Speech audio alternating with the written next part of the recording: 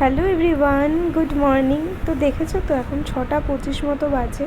আজকে আমি ঘুম থেকে উঠে গিয়েছি অনেক সকালে, মানে বিছানা থেকেই উঠে গিয়েছি। অন্যান্য সময় ঘুম ভাঙলেও আমি বিছানা থেকে উঠি না। এই যে বিছানাটাও গুছিয়ে নিয়েছি। কাল রাত থেকে না আমার মনটা একটু খারাপ। বেশ অনেক দিন হলো আমি এই বাড়িতে এসেছি, আজ নিয়ে 5 দিন হবে। আর আজকে আমাকে তো চলে যেতে হবে। আমার ভীষণ শরীর খারাপ ছিল, আজ নিয়ে প্রায় 10 দিন হবে শরীর খারাপ। এখনও পুরোপুরি সুস্থ হইনি, কিন্তু আজকে চলে যাব ওই বাড়িতে, আমাদের বাড়ি থেকে। তাই আমার মনটা একটু খারাপ লাগছে।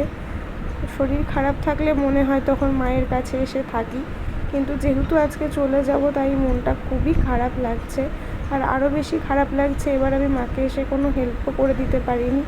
অন্য সময় তাও টুকিটাকি কিছু করে দিই, একটু পুজো দিয়ে দিলাম, একটু বিছানা গুছিয়ে দিলাম, এগুলোই, কিন্তু সেটাও আমি করে দিইনি। তো আজ আমি সকাল সকাল উঠে গেছি আর ভেবেছি আজকে অন্তত মাকে আমি কিছু হেল্প করে দেবো। নাহলে মা সারাদিন কিছু না কিছু করতে থাকে, আমার একদম ভালো লাগে না সেটা। ওই বাড়ি গিয়ে তো আমি করবোই, তো এই বাড়ি থেকেই শুরু করি। তা দাদুকে বলেছিলাম, দাদু আমাকে বিস্কিট দেবে। আমার আসলে অনেক সকালে ঘুম থেকে উঠে গেছি তো খিদে পেয়ে গেছিলো, সেই জন্যই দাদু এখানে আমাকে এই বিস্কিটগুলো দিয়েছিল। আর এই বিস্কিটগুলো খেতে না ভীষণই ভালো। সকালে আমি সাধারণত এই বিস্কিটগুলো খাই না, মেরি বিস্কুটই খাই সকালে ঘুম থেকে উঠে। আমার মনে হয় এটা খাওয়া ঠিক না।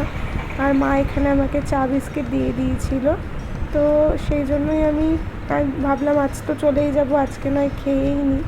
আর এরপরে মা ব্রেকফাস্টও আমাকে আগে আগে করে দিয়েছে, মার কাজ আছে তাই মা এখানে রুটি আর আলু চচ্চড়ি করে দিয়েছিল।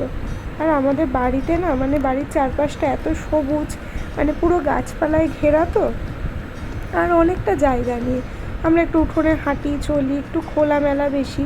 তাই ওই বাড়িতে গেলে আমার আরও একটু বেশি ওই কারণে মন খারাপ হয়। আজ তো আমাদের বাড়িতে মাছ রান্না হবে, তাই জন্য মাকে বললাম দাও আমি মাছটা করি। কড়াইতে তেল গরম হয়ে এলে কাঁচা লঙ্কা আর কালো জিরে ফোড়ন দিয়ে আমি আলুগুলোকে ভাজতে বসিয়ে দিয়েছিলাম।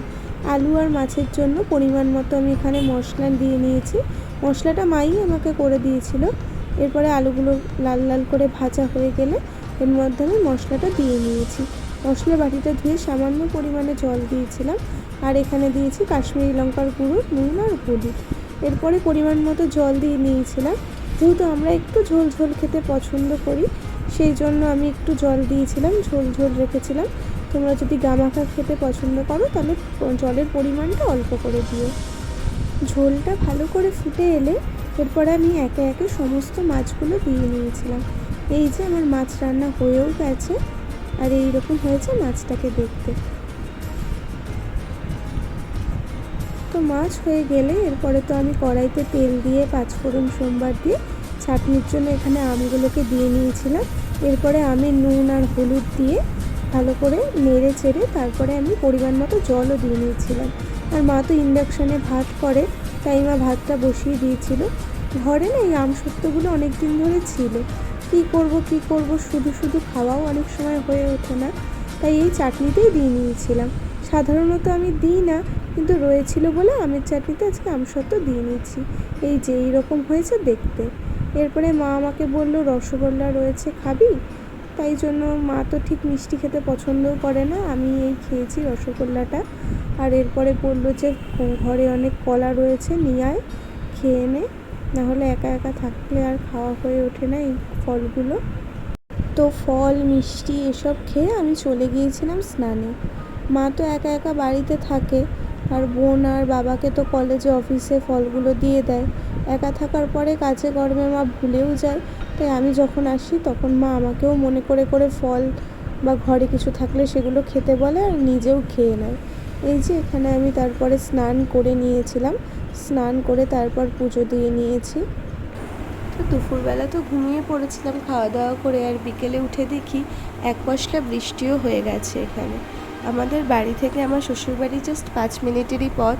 হয়তো আগামীকালও আসবো, কিছু সময় ওদের সাথে গল্প করব, চলে যাব।